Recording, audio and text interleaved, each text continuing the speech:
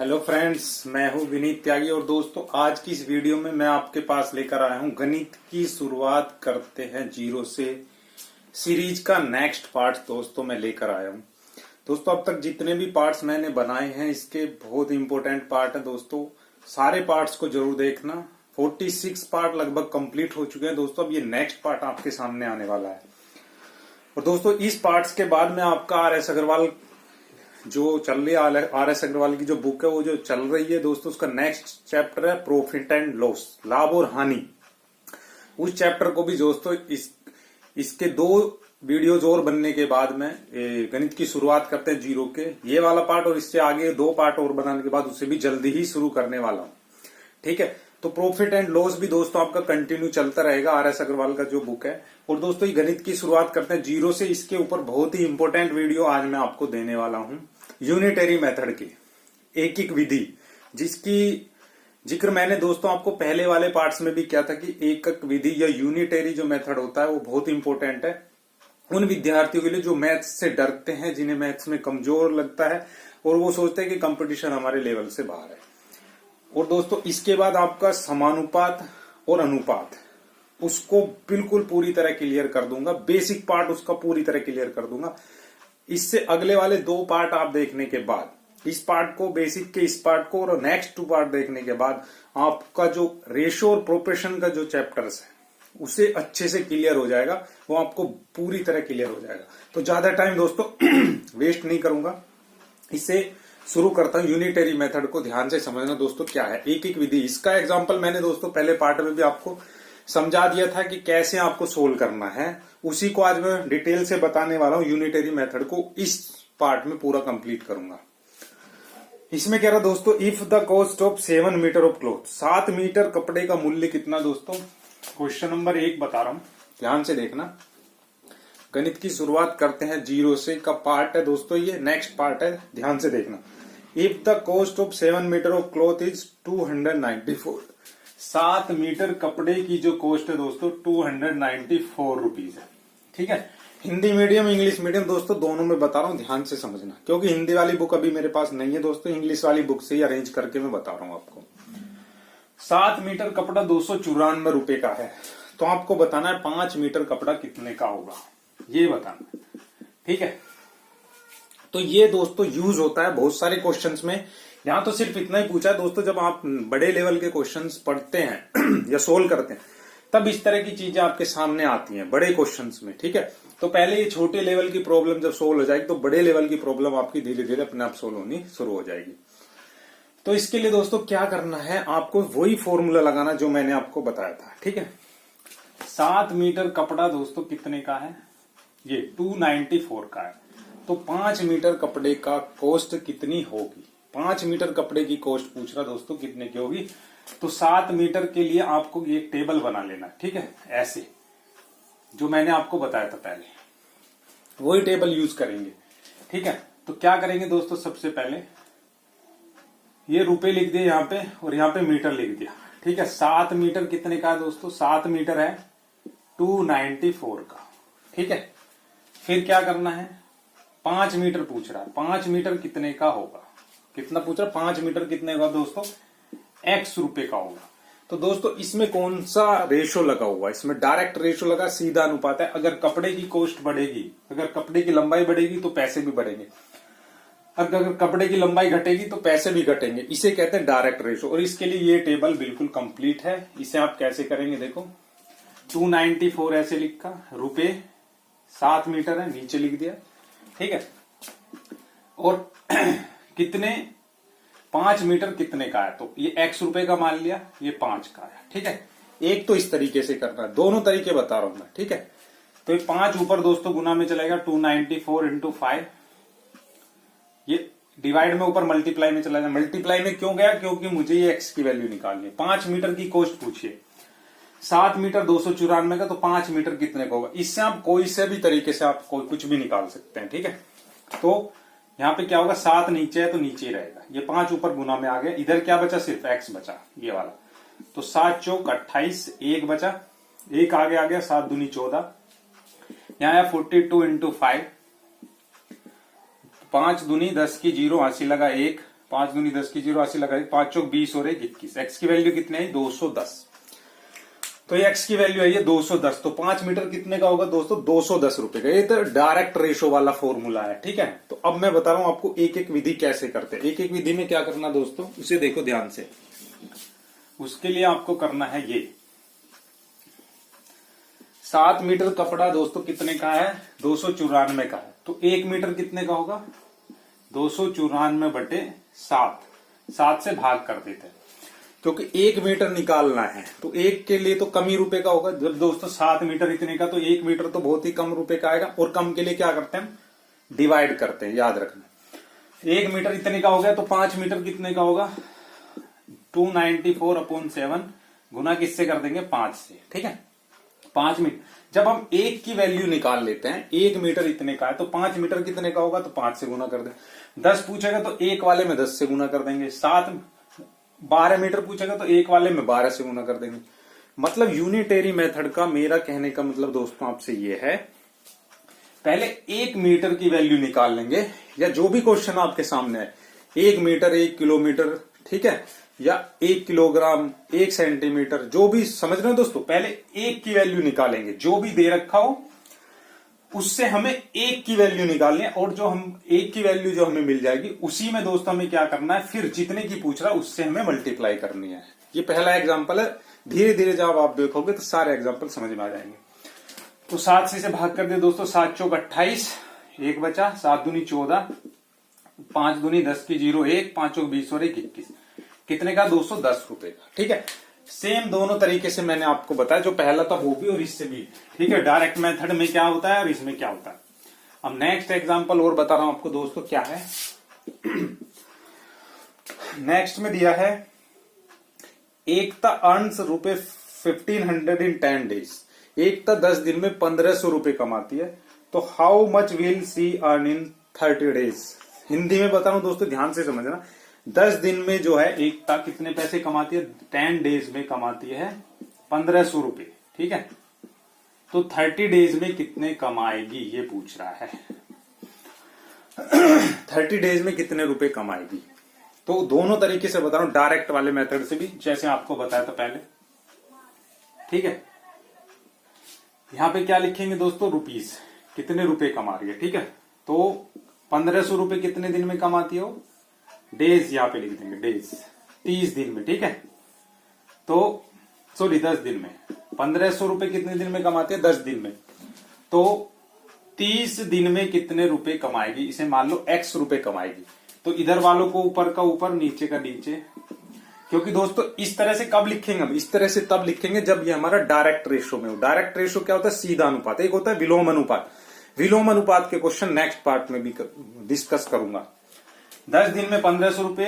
अगर दोस्तों दिनों की संख्या कम होगी तो पैसों की संख्या भी कम होगी, दिनों की संख्या बढ़ेगी तो पैसों की भी संख्या बढ़ेगी। इसे कहते हैं सीधा अनुपात, जो मैंने पहले वाले पार्ट्स में भी अच्छी तरह डिस्कस किया आपसे। x/30, ये 30 डिवाइड में दोस्तों ऊपर किस में आ जाएगा मल्टीप्लाई में। क्योंकि मुझे x की वैल्यू निकालनी तो इसलिए यहां से 30 हटाना पड़ेगा। 30 ऊपर मल्टीप्लाई में आ गया ऐसे, ये 0 से 0 कट गई, 3 के यहाँ पे 15 तिया 45, ये 2 0 बची दोस्तों यार। तो वो 30 दिन में कितने रुपए कमाएगी 4500 रुपए कमाएगी एकता। अब इसे मैं बता रहा हूं आपको यूनिटरी मेथड से। यूनिटरी मेथड जो मैं आपको डिस्कस कर रहा हूं वो भी आना जरूरी है दोस्तों। 30 दिन के पूछा, 10 दिन में कमाते हैं 1500 रुपए, तो पहले 1 का निकालना है। यूनिटरी मेथड यही कहता है 1 का निकालो पहले। तो 1 दिन में कितने कमाएगी 1500 बटे ये 10 दोस्तों नीचे आ जाए। अब उसने पूछा दोस्तों 30 दिन का, तो 30 दिन में कितने कमाएगी। तो 1 दिन का निकालने के लिए दोस्तों मैं क्या कर रहा हूं डिवाइड कर रहा हूं। ये याद रखना, पहले में भी डिवाइड करा था, इसमें भी डिवाइड कर रहा हूं। जब डायरेक्ट रेशो होता है तो डिवाइड करते हैं, सीधे अनुपात में डिवाइड करना है। 10 दिन में 1500, तो 1 दिन में कितना 10 से डिवाइड कर दिया, 1500 बटे 10 गुना 30, 0 से 0 कट गया, 15 तिया 45, ये 2 0 बचे 4500 रुपए। अब दोस्तों 40 दिन का पूछता तो यहाँ पे 1 वाले में किससे गुना करनी है आपको 40 से। ये तो है नहीं हर बार 30 से पूछेगा, कुछ भी पूछ सकता है। मतलब कहने का दोस्तों ये सिर्फ आपको पहले एक की वैल्यू निकालनी है, फिर आपसे कितने की भी पूछे उसी की इसमें क्या कर देनी है मल्टीप्लाई कर देनी। 1 वाले की निकाली 30 दिन का पूछा तो 30 से गुना कर दे, 40 दिन का पूछे तो 40 से, 45 का पूछे तो 45 से गुना कर देंगे। जितने भी दिन का पूछेगा एक वाले में उतने से ही गुना कर देते हैं, उतने दिन की वैल्यू हम निकाल लेते हैं। अब नेक्स्ट एग्जांपल देखना दोस्तों क्या है। दोस्तों वीडियो अगर पसंद आए तो लाइक जरूर कर देना दोस्तों। क्वेश्चन नंबर 3 देखो क्या कह रहा, if it has rained 276 millimetre in the last 3 days। 3 दिन, पिछले 3 दिनों में कितने मिलीमीटर वर्षा हुई है दोस्तों? पिछले 3 दिनों में जो वर्षा हुई है 276 मिलीमीटर वर्षा हुई है पिछले 3 दिनों। तो ये पूछ रहा how many centimetre of rain will be few 7 days, assume the rain continue fall the same ratio. तो अगले 7 दिन में कितने सेंटीमीटर वर्षा होगी, 7 दिन का पूछ रहा है। तो दोस्तों सेम वही मेथड जो आपने लगाया था अभी, 276 मिलीमीटर वर्षा कितने दिन में हुई है? 3 दिन में। वही टेबल बनाने वाला मेथड है, यहाँ पे मिलीमीटर लिख देंगे, यहाँ पे डेज लिख देंगे। 3 दिन में कितनी हुई है? 276। तो 7 दिन का पूछा, 7 नीचे और ऊपर मान लेंगे x मिलीमीटर हुई है, क्योंकि डायरेक्ट रेशियो है दोस्तों। यही टेबल लग रही है, देखो ध्यान से, बटे 3 बराबर x बटे 7, 7 ऊपर चला गया, 276 इंटू 7/3, 3 नम 27, 3 दूनी 6, कितना है दोस्तों? 92 की 7 में मल्टीप्लाई कर देंगे। 7 दूनी 14 का 4, 1, 7 निम 63 और 1 64। तो x की वैल्यू कितने है? 744। तो कितने? 744 मिलीमीटर के लगभग वर्षा होगी। और इसी को अगर दोस्तों आप यूनिटरी मेथड से करेंगे तो यूनिटरी मेथड्स में क्या होगा उसे देखो क्या करना है। 7 दिन का पूछा दोस्तों, 7 दिन में कितनी वर्षा होगी? तो 7 दिन के लिए आपको क्या करना है, पहले एक दिन का निकाल लेते हैं, ठीक है। 3 दिन में इतने मिलीमीटर वर्षा होती है, तो एक दिन में कितनी होगी दोस्तों? 276/3, 3 नम 27, 3 दूनी 6। तो 7 दिन में कितनी होगी दोस्तों? वही जो मैंने पहले करा था, एक दिन का निकाल लिया। 7 दिन के लिए क्या करेंगे? 92 में किससे मल्टीप्लाई कर देंगे? एक दिन वाले में 7 से गुना कर देंगे। 7 दूनी 14 का 4, 1, 7 नीम 63 और 1 64। कितने मिलीमीटर वर्षा होगी? 644 मिलीमीटर वर्षा होगी, ठीक है। अब नेक्स्ट देखते हैं दोस्तों, नेक्स्ट क्वेश्चन इसी का सेम एग्जांपल बता रहा हूं आपको, चौथा, ठीक है। इसमें कह रहा दोस्तों cost of 5 kg of wheat is 3.50 5 kilogram गेहूं का जो रेट है कितना है? 3.5 रुपीज, 30 रुपए 50 पैसे है 5 किलोग्राम गेहूं। तो 8 किलोग्राम गेहूं कितने का होगा दोस्तों? पहले 1 किलोग्राम की निकाल लेंगे, 350/5 नीचे, ठीक है। डायरेक्ट रेशो वाले मेथड से भी निकाल सकते हैं, जो मैंने पहले वाले एग्जांपल्स में बताया। अब सीधा यूनिटरी मेथड बता रहा हूं। 5 छंग 30, 5 एकम 5, 1 किलोग्राम कितने का है? इतने का। तो दोस्तों क्या पूछ रहा है? 8 किलोग्राम कितने का होगा? तो 8 किलोग्राम के लिए पहले जो 1 निकाला उसमें किससे गुना कर देंगे? 8 से। देखो 1 निकालने के लिए मैं डिवाइड कर रहा हूं, और जितना भी बाकी पूछता है उसके लिए क्या कर रहा हूं? मैं मल्टीप्लाई कर रहा हूं। 8 0 0, 8 एकम 8 6 48, 48 रुपए 80 पैसे का होगा 8 किलोग्राम। और फिर पूछ रहा है दोस्तों 61 रुपए में कितने किलोग्राम गेहूं आएगा? तो इसमें क्या है, उल्टा कर देंगे। देखो 61 रुपए में कितने किलोग्राम गेहूं आएगा? अब की बार क्या कह रहा है? 30 रुपए 50 पैसे में 5 किलोग्राम आता है, तो 1 रुपए में कितना आएगा? 1 रुपए के लिए इससे डिवाइड कर देंगे, उल्टा हो जाएगा, ये नीचे आ जाएगा 3.50। तो 30 रुपए में कितना आएगा ये पूछ रहा है। 30 नहीं, सॉरी 61 रुपए में। 61 रुपए में 1 रुपए में इतना, तो 61 में कितना आएगा दोस्तों? गुना कर देते हैं 61 से। सेम तरीका वही है, बस क्वेश्चन उल्टा हो गया, ठीक है। तो पॉइंट हटाया, नीचे ऊपर क्या आ गई? 0। जो चीज निकालनी दोस्तों उसे इधर रखते हैं, उसे नीचे ले जाते हैं, ठीक है। पॉइंट के बाद 2 डिजिट थे, तो दोस्तों ऊपर कितनी 0 आएंगे? 2, जो मैंने बेसिक पार्ट्स में पहले भी बताया आपको। 0 से 0 कट जाएगा, 5 से ऊपर 5 एकम 5, 5 0 0, 5 से नीचे 5 अंक 30, 5 एकम 5, 61 एकम 61। तो 61 रुपए में कितने किलो गेहूं आएंगे दोस्तों? 10 किलो गेहूं आएंगे। दोनों तरीके से आप निकाल सकते हैं, जो भी पूछे वही निकालना है, ठीक है। अब नेक्स्ट और एग्जांपल बता रहा हूं आपको। नेक्स्ट एग्जांपल है 5 में कह रहा है the temperature dropped 15 degree Celsius in the last 30 days. पिछले 30 दिनों में जो टेम्परेचर गिरा दोस्तों 15 डिग्री सेल्सियस टेम्परेचर गिर गया। If the rate of temperature drop remains the same, यदि टेम्परेचर इसी रेट से गिरता रहेगा, how many degree will the temperature drop in the next 10 day, तो अगले 30 दिन में कितना टेम्परेचर गिरेगा। तो 30 दिन में दोस्तों कितना टेम्परेचर गिरता है, 15 डिग्री। कितने डिग्री, 15 डिग्री।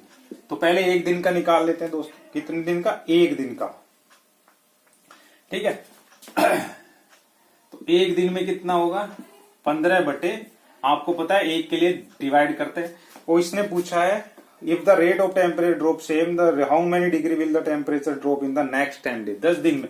एक दिन में इतने डिग्री गिरता है तो 10 दिन के लिए क्या करेंगे, गुना कर देंगे, आपको पता है 15 बटे 30 गुना 10, 10 तिया 30, 3 पंजे 15, तो 10 दिन में कितना गिरेगा, 5 डिग्री से टेम्परेचर गिरेगा।